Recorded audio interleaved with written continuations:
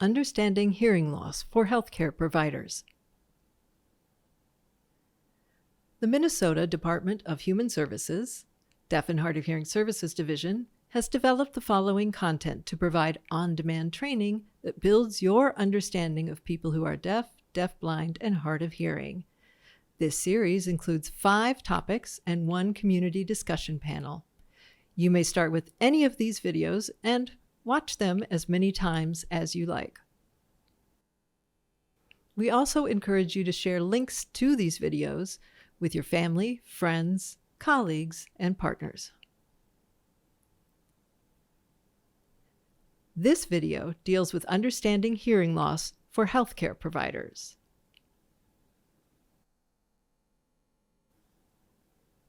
In healthcare settings, communication is critical. Providers must be able to communicate clearly with people with hearing loss, just as they do with people who do not have hearing loss.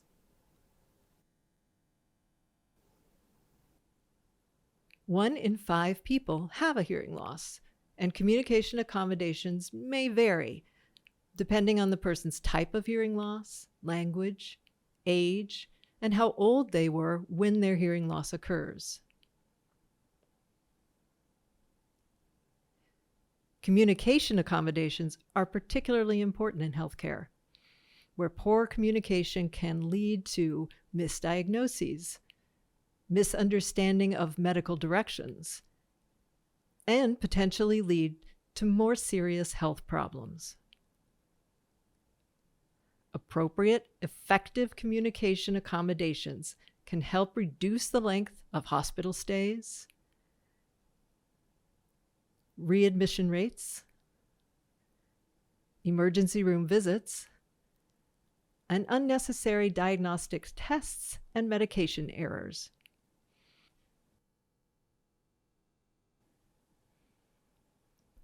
Healthcare providers should be aware that people who have not addressed their hearing loss may have more chronic health problems. They have a higher risk of falling, are at higher risk of cognitive decline and dementia, and have a higher rate of being readmitted to the hospital within 30 days. Several state and federal laws protect communication access for people who are deaf, deafblind, and hard of hearing.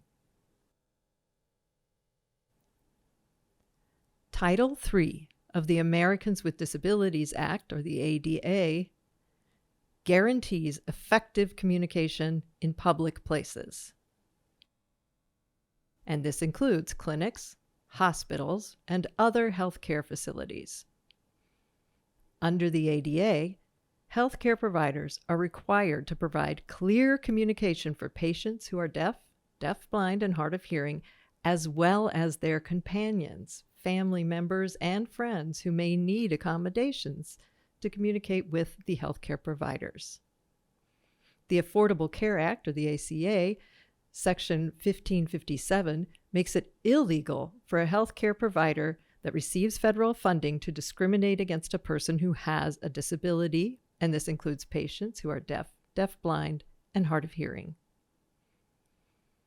The Minnesota Human Rights Act also prohibits discrimination due to disability, gender, and race, and requires public places, including clinics and hospitals, to make sure that their services are accessible to people who are deaf, deafblind, and hard of hearing. Accommodations.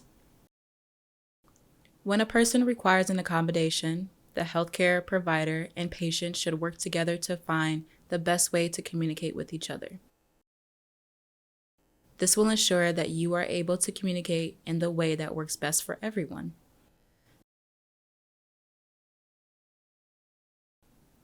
There are many situations where accommodations for hearing loss are required, including taking a patient's medical history, explaining a specific health problem, explaining a medical procedure like a test or surgery, presenting treatment options, instructing the patient on how to take medications, providing mental health services, including group, family, or individual therapy, classes on different topics like being a new parent, nutrition, CPR, and first aid training, patient education required prior to discharge, such as diabetes management or cardiac care, doing rounds in the hospital, getting informed consent prior to treatment, communicating a diagnosis or prognosis.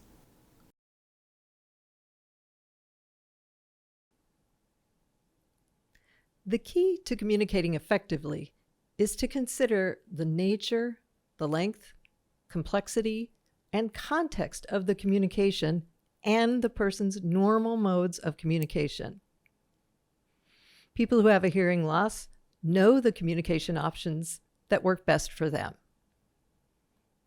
The patient should always be consulted when making an accommodation decision.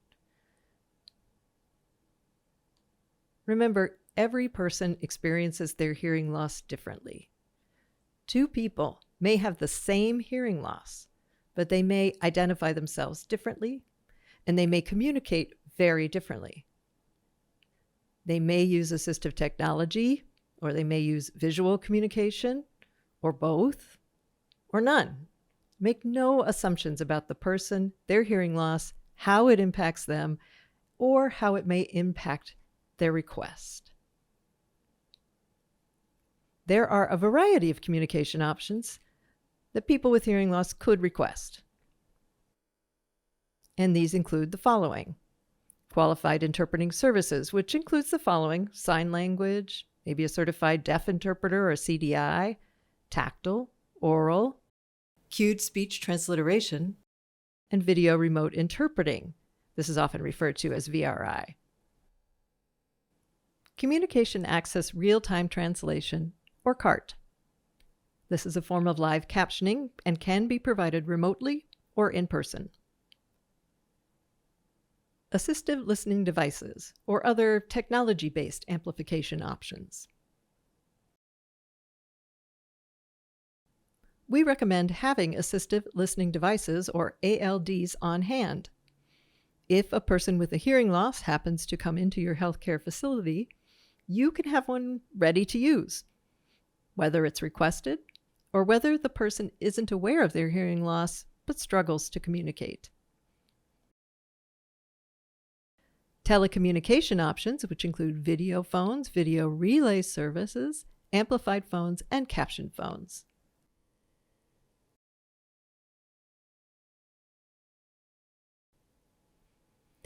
A patient's communication needs should be asked when the appointments are scheduled, and this information included in the medical file with the patient's preference for future requests. If a patient asks for accommodations, it is the healthcare provider's responsibility to arrange and pay for the communication accommodations, and this includes interpreting services and CART. Once a patient requests an accommodation, healthcare providers are responsible for arranging the accommodation. Healthcare providers are encouraged to create a policy and protocol for receiving and responding to requests for communication access. Many healthcare sites have a main coordinator for accommodation requests. Other healthcare sites have staff interpreters, contracts with on-call interpreting services and CART providers that specialize in healthcare communications. Some healthcare sites have contracts set up for interpreting and CART services. If there is no contract, the healthcare providers can contact a sign language interpreter referral agency and/or a CART provider to make the request directly. Be sure the staff understands the process and knows who to contact for assistance.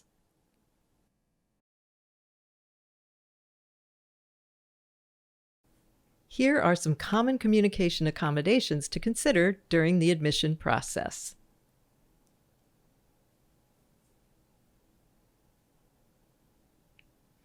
ask the person if a communication device would be helpful. This can include assistive listening devices, pen and paper, dry erase board, access to a tablet, a laptop, or a computer, or using a caption phone. Ensure that staff know how to arrange for an on-site or remote CART services and on-site or video remote sign language interpreters.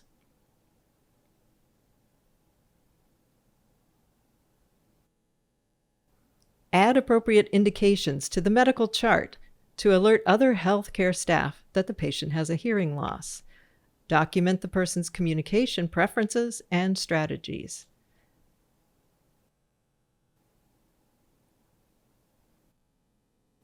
This information can also be added to the patient's wristband, or a second wristband can be used to indicate a hearing loss status. Some considerations for communicating effectively in inpatient and outpatient settings. A sign indicating a patient's hearing loss can be posted above a bed. The daily update board can also be used to inform healthcare staff that the patient has a hearing loss and to identify the person's communication preferences. Staff should ask the patient how they prefer to be notified that someone has entered the room. For example, do they prefer staff to knock or flip the lights on and off? Discuss preferences for getting their attention, such as waving a hand in the patient's line of sight or tapping the patient's shoulder. Provide writing utensils such as a whiteboard and marker or pen and paper in the room to facilitate simple conversations. Note cards with simple and common communication exchanges can also be created. Provide a container with the patient's name that can be used to store hearing aids, cochlear implants, or assistive listening devices if the patient undergoes a test or a procedure that does not allow those devices to be used. If a patient presses the call button, healthcare staff should respond in person, not through the intercom. A note should be posted at the nursing station to remind the staff of the communication strategies that have been identified.